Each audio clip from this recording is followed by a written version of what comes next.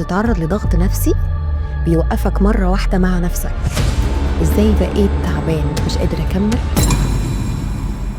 بتنسى فيها نفسك، تبقى فاكر بس المسؤوليات، بس جسمك بيبتدي يصرخ يقولك استنى أنا مش قادر أكمل.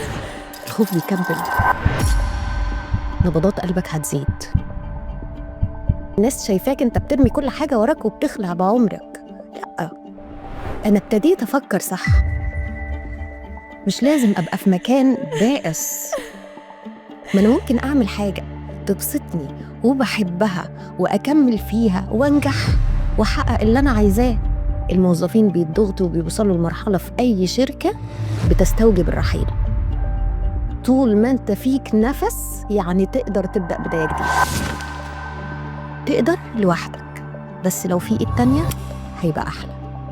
خلوني أنا أكون الشخص اللي بقول لكم اللي ورا اردموا عليه، بص قدام أنا بعمل إيه وهعمل إيه.